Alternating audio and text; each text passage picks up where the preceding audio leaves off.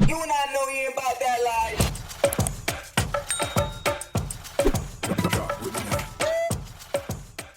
Isang malaking hakbang ang ginawa ni Bea Alonzo sa pagganap sa pelikulang 1521, The Quest for Love and Freedom.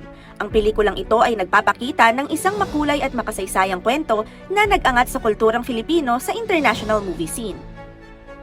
Sa pelikulang 1521 ay ginampanan ni Bea ang papel ng isang native princess na si Diwata. Kasama rin sa pelikula ang mga kilalang international actors tulad ni Danny Trejo bilang Ferdinand Magellan, Michael Copon bilang Lapu-Lapu, Costas Mandylor bilang Lorenzo, at Hector David Jr. bilang Enrique.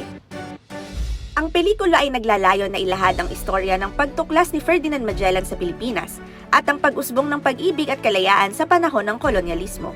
Sa kabila ng mataas na expectations na pagtanggap ng publiko, maraming namang kontrobersya ang naganap bago pa man maipalabas ang pelikula. Unang-una dito ay may mga naiulat na may mga unreasonable demands daw si Bea Alonzo habang ginagawa ang film, gaya ng pagdadala niya ng karagdagang mga miyembro ng kanyang staff na hindi naman kasama sa kontrata, na siyang nagdulot ng mga pagtatalo tungkol sa mga gastos sa kanilang accommodation. Ikalawa ay gusto rin daw baguhin ni Bea ang disenyo ng kanyang costume sa film para umayon ito sa kanyang sariling style at tumanggi siyang ipaayos ito sa tailor na kinontrata mismo ng production design. Dagdag pa rito, may mga bintang din na hindi nabayaran ng mga talents at dancers at ang kanilang mga snacks at inumin ay personal na gastos.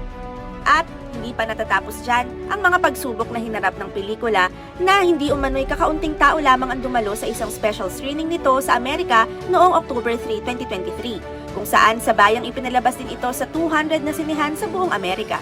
Bagamat walang tiyak na detalye tungkol sa kaganapang ito, ay mukhang hindi nakuha ng pelikula ang inaasahang suporta mula sa publiko. Dagdag pa rito, ay naiulat din na wala raw umano sa kontrata ni Alonzo na obligado siyang ipromote ang film, kaya't pinili niyang hindi ito aktibong ipromote. Sa aming palagay, ang mga kaganapang ito ay nagpapakita ng mga hamon na hinaharap ng mga pelikula na may malalim na kultural at makasaysayang tema, lalo na sa pagtawid sa iba't ibang mga audience.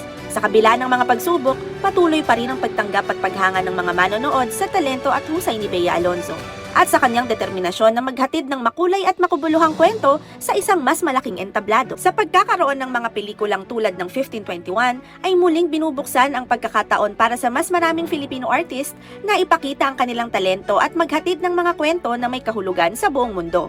Ang mga ganitong uri ng proyekto ay may malaking role sa pagpapalalim ng ugnayan at pagkakaintindihan sa pagitan ng iba't ibang kultura sa iba't ibang nasyon. At ito na nga kaya ang simula ng pag-angat ng karera ni Bea Alonzo sa international movie scene o ang kabaliktaran dahil sa mga issues at controversies na hinakot ng project na ito.